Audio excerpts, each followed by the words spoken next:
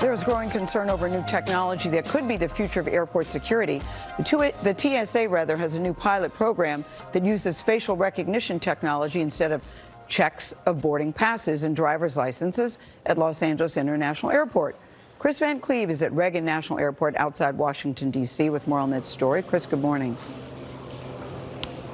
Good morning. Now, this system works similar to what these Clear terminals do, where it will compare a picture of you up against, in this case, a passport photo stored in a secure government database. But critics are saying facial recognition may not work the same for everyone. Hang on to your boarding pass. The TSA is trying a facial recognition system it hopes will speed up lines while adding a layer of security.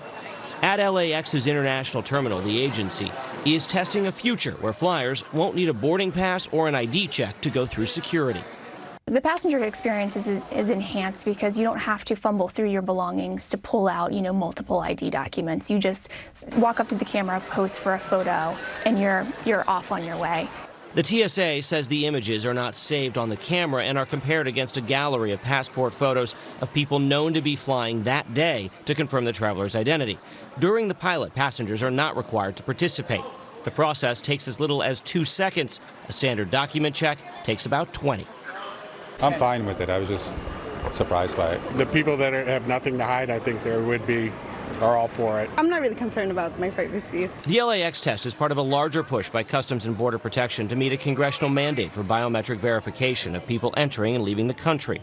The same technology is being used prior to boarding some international flights leaving the U.S. and for people entering the country at airports, including this system at Washington's Dulles Airport and this border crossing with Mexico in Texas. But critics worry facial recognition technology may misidentify people of color. An ACLU test incorrectly matched 28 members of Congress, identifying them as people arrested for a crime. The false matches were disproportionately people of color. Go slow, build in the protections. Senator Ed Markey was also incorrectly matched in the ACLU test. He and Republican Senator Mike Lee have repeatedly called for the Department of Homeland Security to halt the rollout of biometrics while privacy rules are put in place. Until they lay out how they're going to divide this question of security versus privacy, I think that we want a go slow sign put on the deployment of this technology. Do you feel like they are going slow with the way it's being rolled out? No, they're actually accelerating the deployment of this technology without first telling Americans what the protections are for innocent Americans. I think the technology is mature. It's ready. Kevin McAleenan is the CBP commissioner. The facial recognition is very accurate. Even an older photograph, we're seeing very, very high match rates, 99% plus, if we have a photograph of that traveler.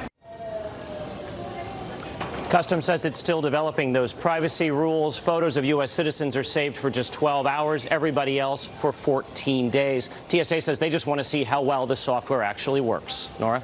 All right, Chris, thank you.